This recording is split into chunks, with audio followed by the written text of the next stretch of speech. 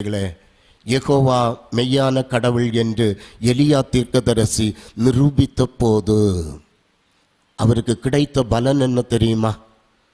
தன்னுடைய உயிரை காத்துக்கொள்ள வனாந்திரத்திலும் குகைகளிலும் ஓடி ஓடி ஒழிக்க வேண்டிய சூழ்நிலை எலியா தீர்க்கதரிசிக்கு வந்தது என்று நாம் பார்க்கிறோம். ஒரு பெரிய அற்புதமான காரியத்தை செய்கின்றார். ஆனால் அவருடைய நிலைமை என்னவென்றால் தன்னுடைய உயிரை காத்துக்கொள்ள ஓடுகின்றார் என்று நாம் பார்க்கிறோம். ஆண்டவருடைய வார்த்தை அவரை பின்தொடர்ந்து கொண்டே இருக்கிறது.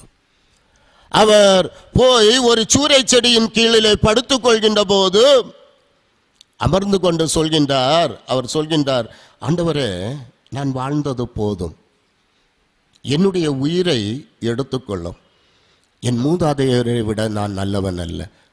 நம்ம சில வேளை சொல்லுவேன் இல்லை, பெரிய கஷ்டம், பெரிய துன்பம், பெரிய வியாதி, கடன் தொந்தரவு சொல்லுவேன் இல்லை, ஆண்டவரே ஏன் இன்னும் வாழ வைத்து கொண்டிருக்கிறேன்?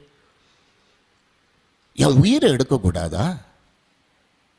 எத்தனையோ நல்லவங்க உயிரை எல்லாம் நீர் எடுக்கிறீர, அவர்களை விட நான் நல்லவன் இல்லையே, நான் நல்லவா இல்லையே, என்னுடைய உயிரை எடுக்கக்கூடாதா? ஜெபிப்போம் இல்லை? இதே போல தான் எலியா ஜெபம் பண்ணுறார். ஆண்டவரே போதும், ஆண்டவரே உமக்காக உழைச்சது போதும், நிரூபித்தது போதும், வார்த்தையை சொன்னது போதும், நான் வாழ்ந்தது போதும், ஒன்று மட்டும் பாக்கி இருக்கு, என்னை எடுத்துக்கொள்ளும். என்னுடைய மூதாதையர்களை விட நான் நல்லவன் அல்ல என்று சொல்கின்ற போது ஆண்டவர் அப்படி சொல்லி படுத்து கொண்ட போது தூங்கி கொண்டிருந்த எலியாவை தட்டி எழுப்பிய தூதன், எழுந்து சாப்பிடு என்று சொன்னார். தளர்ந்து போயிருந்த எலியாவுக்கு ஆண்டவர் போஜனத்தை தந்து அவரை ஆற்றல் படுத்துகின்றதை பார்க்கிறோம். தளர்ந்து இருந்த எலியாவிற்கு ஆண்டவருடைய போஜனம் கிடைத்தது. எழுந்து சாப்பிடு என்று சொன்னபோது சாப்பிட்டா படுத்தார்.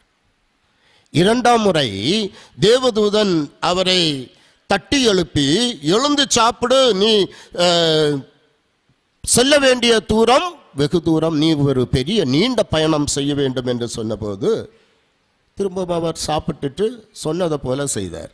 40 நாட்கள் ஓரேப்பு பர்வதம் மட்டும் போய் அங்கு ஒரு மலையிலே குகையிலே அவர் படுத்து கொண்டார்.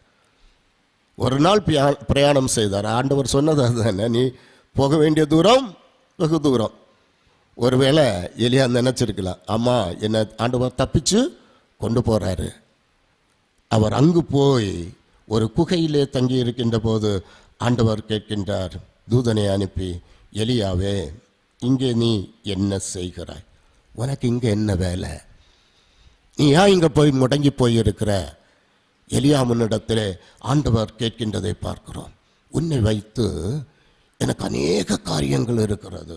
நீ ஆசகேலை சிரியாவின் மீது அரசனாகவும், யெகூவை இஸ்ரவேலின் அரசனாகவும், சாம்பாத்தின் மகனாகிய எலிசாவை உன்னுடைய இடத்திலே இறைவாக்குனராகவும் நீ நியமிக்க வேண்டும். எலியா என்ன சொல்றாரு? போதும் ஆண்டவரே, நான் சாகணும், என்னை எடுத்துடும். ஆனால் ஆண்டவர் சொல்கிறார், உன்னை வைத்து இன்னும் அநேக காரியங்கள் எனக்கு செய்ய உண்டு.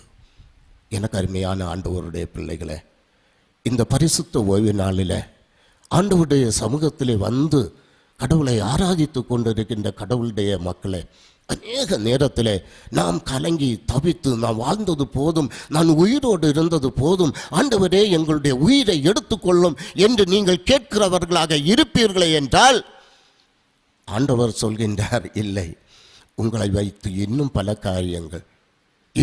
காரியங்கள் இந்த சமூகத்திலே, திருச்சபையிலே, குடும்பத்திலே உங்களை வைத்து ஆண்டவர் செய்ய காத்து கொண்டிருக்கிறவராக இருக்கிறார்.